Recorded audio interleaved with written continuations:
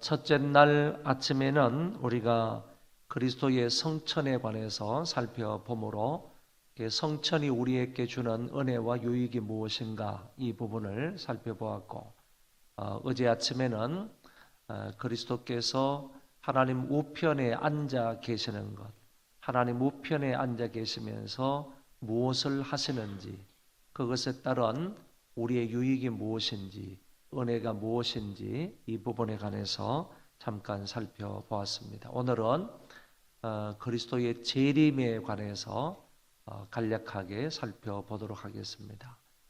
방금 전에 우리가 읽은 마태복음 24장 3절의 말씀에는 인자의 징조가 하늘에서 보이겠고 그때에 땅의 모든 족속들이 통곡하며 그들이 인자가 구름을 타고 능력과 큰 영광으로 오는 것을 보리라. 결국에 그리스도께서 이렇게 구름을 타고 능력과 큰 영광으로 오시게 될 때 이 땅에 있는 모든 사람들이 그리스도를 보게 된다. 그러니까 그리스도의 재림은 감추어진 그런 재림이 아니라는 것입니다. 영적으로 오는 재림도 아니라는 것입니다. 육체적으로 찔림을 받은 그 상태로 그리스도께서 이 세상에 영광 중에 나타나시게 된다는 말씀이고, 그때는 그를 찌른 자도 보게 되고 그를 찌른 자는 대성통곡하면서 그날을 맞이하게 될 것이다 하는 것을 얘기하셨습니다. 어떤 사람은 예수님이 이미 재림하셨다고 합니다. 여호와의 정인들 같은 경우에는 그리스도께서 언제 재림하신다 이래 놓고 실제적으로 역사적으로 육체적으로 주님이 재림하신 것을 모든 사람들이 모르니까 영적으로 재림하셨다 이렇게 얘기를 하는데, 그 사람들의 주장에 따르면 지금 그리스도께서 하늘나라에서 영적으로 재림하여 계신다 이렇게 주장을 합니다.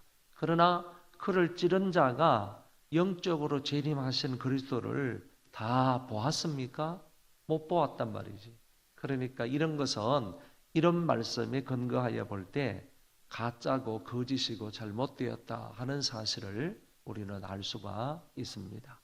예수님이 재림하실 때는 이 땅을 살아가는 모든 사람이 동시에 다 보게 된다 하는 얘기입니다. 큰 영광과 능력과 능력으로 구름을 타고 오시는 그분을 모두가 다 보리라, 보게 된다 하는 사실을 말씀을 하셨습니다. 데살로니가전서 4장 16절에는 주께서 호령과 천사장의 소리와 하나님의 나팔 소리로 친히 하늘로부터 강림하시리니, 이때에는 초림 때하고는 조금 다른 모습으로 호령으로 천사장의 소리, 하나님의 나팔 소리로 이런 것을 대동해서 이런 것이 일어나는 가운데에서 주님께서 하늘로부터 강림하신다. 그러니까 이런 소리가 나고 이런 모습으로 그리스도께서 이 세상에 다시 오실 때에는 몰라보는 자가 없는 거죠. 이거는 만왕의 왕 되신 그 주님이 이 세상에 다시 오시는 거구나 하는 사실을 모를 자가 없다 하는 사실을 알 수가 있습니다. 베드로 사도가 우리 주 예수 그리스도의 능력과 강림하심을 너희에게 알게 한 것이, 다시 말해서 베드로 사도는 많은 사람들에게 그리스도의 능력에 관해서 증거를 했고, 그리고 그리스도의 강림에 관해서도 분명하게 사도가 사람들에게 알렸다. 그런데 이것은 교모이 만든 이야기를 따른 것이 아니다 이렇게 말했습니다. 세상 사람들이 지어낸 그런 것을 따라서 내가 너희들에게 그리스도의 능력에 대해서 말했다거나 아니면 그리스도의 강림에 대해서 말한 게 아니다. 아니고 이거는 교모이 만든 이야기를 내가 너희들에게 말한 것이 아니라 우리가 친히 경험하고 말씀을 들은 것을 너희들에게 말한 거다. 이렇게 사도가 얘기하고 있는 부분을 볼 수가 있습니다. 그 외에도 성경은 숱하게 많은 구절에서 그리스도의 재림에 관해서 말씀을 하고 있습니다. 예수님 자신도 분명하게 내가 올라가서 다시 너희들에게 올 것이다 하는 이런 말씀들을 누차 강조해서 말씀하신 것을 우리는 엿볼 수가 있습니다. 그런데 그리스도의 재림은 분명한데 언제 올지는 아무도 모른다. 그 날과 그 시는 아무도 모른다. 이렇게 되어 있습니다. 그 날과 그 때는 아무도 모르나니 하늘에 있는 천사들도 아들도 모르고 아버지만 아시느니라. 주의하라, 깨어 있으라. 그때가 언제인지 알지 못함이라. 우리 생각에는 예수님이 재림하시는 날을 알면 좋겠다. 예수님이 재림하시는 시간을 알면 좋겠다. 이렇게 생각을 합니다. 왜? 그날과 그 때를 알면 우리가 그 바로 전에 좀 더 잘 준비하기 위해서 그 날과 그 때를 알면 좋겠다라고 생각하지만은 실제적으로 죄악된 본성을 가지고 있는 사람들에게는 모르는 게 좋다는 겁니다. 여러분 정말로 예를 들어서 예수님께서 2020년 2월 20일 날 12시에 아니면 22시에 오신다. 이렇게 만약에 우리가 알고 있다 그러면 여러분 어떻게 생각하겠습니까? 모르긴 몰라도요. 지금부터 2020년 그리고 2월 20일 그리고 22시 저녁 10시 8시인가요? 10시인가? 그 시간까지 정말로 깨어서 경성하면서요. 정말로 신앙으로 잘 준비하는 것보다는 어쩌면 그 바로 전날까지는 뭐 띵까띵까 하면서 할 것 다 하고 뭐 이것저것 다 그냥 세상살이 다 하고 그때 가서요. 그날 이제 하루 남겨놓고 우리가 내일 오신다 그러니까 오늘 하루만큼이라도 좀 금식하면서 주님의 재림을 기다리자. 이런 심보들을 가지고 있지 않겠는가. 이게 시간이 멀면 멀수록요. 우리는 그 사이에 잘 준비하기보다는 믿음 잘 준비하고 신앙생활을 잘하기보다는 어쩌면 허랑방탕하게 지내다가 며칠 남겨두고 우리가 여기 있는 말씀처럼 주의하고 깨어있는 삶을 살지 않을까. 그러니까 여러분 우리에게 주님의 재림의 날과 때가요 알려지지 않은 것이 어쩌면 훨씬 더 유익하다. 그래서 주님께서 이렇게 말씀을 하신 것이라고 보는 겁니다. 날과 그 때는 아무도 모른다. 단 주님이 재림하시기 이전에 재림의 징조가 있으므로 그 징조를 통하여서 믿는 사람들은 주님의 재림의 때가 얼마 남지 않았구나 하는 사실은 알게 된다 그랬습니다. 그래서 다른 사람들에게는 주님의 재림이 밤에 도적같이 오지만은 믿는 신자들에게는 밤에 도적같이 오는 게 아니다. 성경은 이렇게 가르쳐주고 있는 것입니다. 저와 여러분들은 다 영적인 사람들이기 때문에 영적인 마음으로 영적인 신앙으로 우리가 이 세상을 바라볼 때 주님께서 말씀하신 것을 근거해 볼 때 재림의 징조들이 여기저기 나타나고 있구나. 그 재림의 징조들을 보아서 예수님의 재림이 가까이 왔구나 하는 사실을 영적인 사람은 주의하고 깨어있는 사람은 알게 된다는 얘기지. 그러면 그런 사람은 주님의 재림이 내 생애 가운데 올 수 있겠구나. 주님의 재림이 얼마 남지 않았구나. 주님의 재림의 발자국 소리가 들리는구나. 이런 생각을 가지면 그런 사람은 늘 깨어 경성하면서 준비하는 사람이 된다. 그런 얘기가 되겠습니다. 야고보 5장 보면 너희가 길이 참고 마음을 굳게 하게 하라. 주의 강림이 가까우니라. 예수님의 강림이 가깝다. 형제들아 서로 원망하지 말라. 그리하여야 심판을 면하리라. 보라, 심판주가 문 밖에 서 계시니라. 심판주가 가까웠다. 심판주가 문 밖에 서 있다. 문 밖에 서 와가지고 우리 앞에 갑자기 문만 열면 딱 어느 순간에 나타날 그때가 되었다 하는 사실을 야고보 선생이 밝혀주고 있는 것을 볼 수가 있습니다. 우리는 이렇게 믿어야 되는 겁니다. 재림의 때, 재림의 날은 알 수가 없지만은 재림은 분명하게 역사적 사실이 될 거다. 재림의 때는 모른다는 거죠. 언제 오실지는 모르지만은 분명한 것은 그 재림이 역사적 현실이 될 거다. 언젠가는 그 주님이 이 땅에 강림하실 것이다 하는 사실을 믿을 수 있는 것입니다. 그러면 주님께서 재림을 하시게 될 때 이제 심판을 하는데요.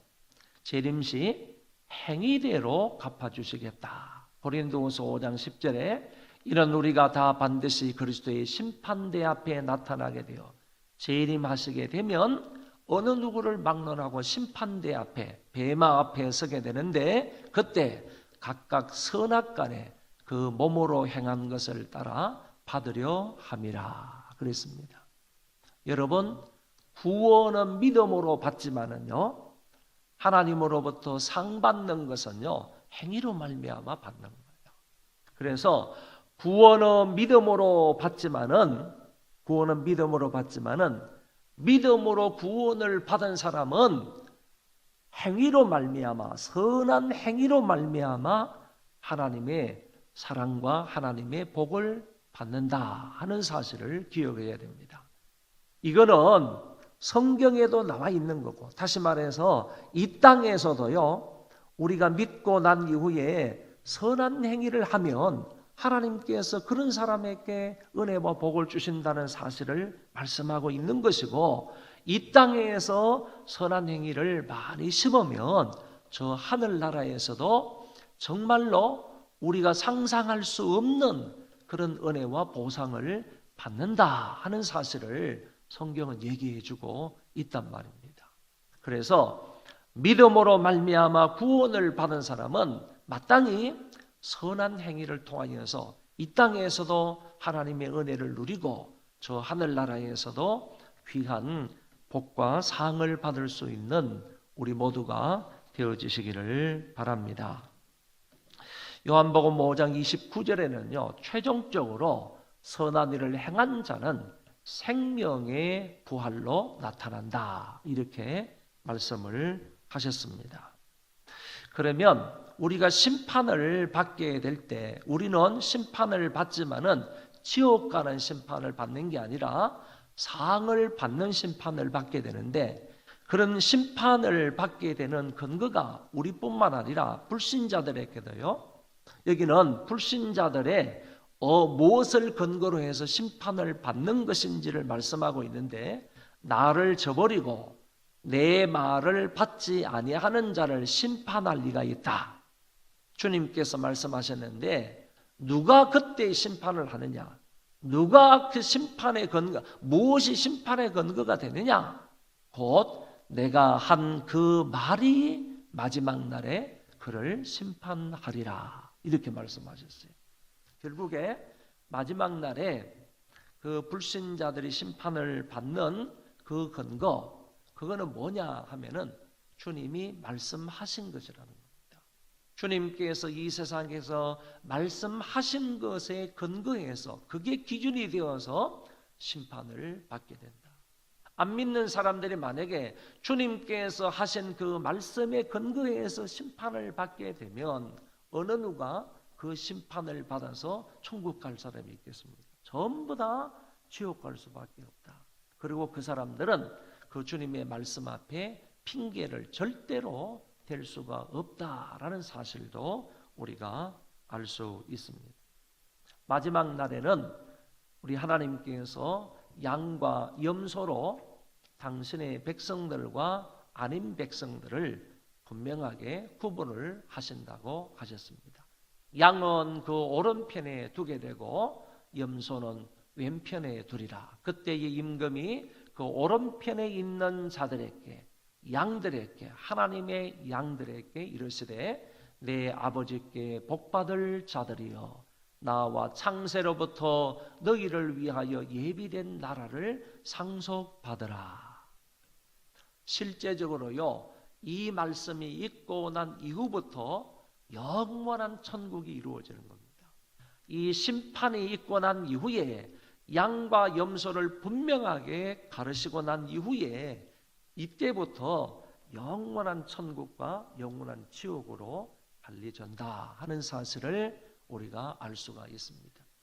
오른편에 서 있는 사람, 하나님의 양들, 예수 그리스도로 말미암아 구속함을 받은 그 백성들에게 우리 하나님께서 말씀하시기를 내 아버지께, 주님께서 말씀하시기를 내 아버지께 복받을 자들아 나와 창세로부터 너희를 위하여 예비된 나라를 상속받으라. 하나님 나라를 기업으로 받으라고 말씀하시는 것을 볼 수가 있습니다. 오늘 저와 여러분들 예수 그리스도를 진실로 잘 믿는 자가 되므로 하나님 오른편에서는 양들이 되어서 하나님 앞에 이와 같이 하나님 나라를 상속받는 그런 놀라운 은혜가 있기를 바랍니다. 하나님 나라에는 현재성과 미래성이 있습니다. 하나님 나라에는 현재성이 있고 미래성이 있는데, 현재성이라는 말은 현재 지금 내가 하나님의 통치와 하나님의 다스림과 인도를 받아서 사는 것을 하나님 나라의 현재성이다 이렇게 말합니다. 예수님께서 귀신을 막 쫓아내니까 바리새인들이 하는 말이 저거는 귀신의 왕 바알세불을 힘입어서 귀신을 쫓아내는 거다 이렇게 말했습니다. 이때 주님께서 내가 귀신의 왕 바알세불을 힘입어서 귀신을 쫓아내면 어찌하여 그의 나라가 설 수 있겠느냐? 내가 성령을 힘입어서 귀신을 쫓아내면 하나님의 나라가 이미 너희 안에 있느니라. 여러분, 만약에 하나님께서 우리 안에 귀신을 쫓아내면, 성령을 힘입어서 우리 안에 있는 귀신을 쫓아내게 되면 귀신이 쫓겨난 그 사람의 마음속에 무엇이 비집고 들어오는가 하면은 하나님의 나라가 이미 너희 안에 있느니라. 하나님의 나라가 그 마음속에 임한 것입니다. 그러면 그때부터는 그 사람은 귀신의 다스림을 받아서 사는 게 아니라 귀신의 나라가 쫓겨났으니까, 사탄의 나라가 쫓겨났으니까 하나님의 나라가 그 속에 임함으로 인해서 하나님 나라를 사는 거예요. 이거를 가리켜서 하나님 나라의 현재성이다, 현재다 이렇게 말하는 거예요. already적인 하나님의 나라, 이미 너희 안에 임하였느니라. 이미 임한 하나님 나라를 사는 것을 하나님 나라의 현재라고 말하는데, 하나님 나라의 미래는 뭐냐라고 하면 예수님께서 이 땅에 재림하심으로 인하여서 심판을 받고 난 이후에 영원한 천국, 아버지 하나님께서 창세 전부터 예비하신 그 예비된 나라, 그 나라가 바로 하나님 나라의 미래라는 거예요. 미래라. 그러면 하나님 나라의 현재를 살지 않으면 절대로 하나님 나라의 미래에 살 수가 없는, 이 땅에서 예수 그리스도를 믿고 하나님의 통치와 성령의 통치와 인도함을 받지 않는 사람이 어떻게 죽어서 천당 갈 수가 있겠느냐, 그런 얘기죠. 그런데 우리나라에서는요, 잘못된 부분들이 없지 않아 있어요. 옛날에 1960년대, 1970년대에 부흥 강사들이 나서서 강조한 부분이 뭐냐 하면은 하나님 나라의 미래를 강조한 거야. 하나님 나라 미래, 저 죽어서 가는 천당을 강조했다니까. 그래서 지금 여러분들이 이렇게 못 살고 가난하게 살고 어렵게 살고 힘들게 살지만은 저 천당에는 나를 위해서 우리 주님께서 정말로 영광스러운 그런 집을 지어놓고 우리 주님께서 그할 거처를 마련해 놓고 기다리니까 우리가 이 땅에서 신앙생활을 해서 나중에 죽어서 그 영원한 천국에 가서 영생 복락을 누리자. 이런 말로 사람들을, 성도들을 위로하고 설교한 경우가 많았다. 그런 얘기죠. 그래서 옛날에 보험 강사들은 뭐 집회를 한다고 하면 전부 다 천국에 대한 얘기를 하면서, 저 미래적인 천국에 대해 얘기하면서 우리가 그곳에 가서 살기 위해서 이 땅에서 열심히 헌신하고 봉사하고 신앙생활을 해야 된다 하는 부분들을 강조한 것을 저도 어릴 때 그런 말씀을 많이 들은 것으로 기억이 납니다.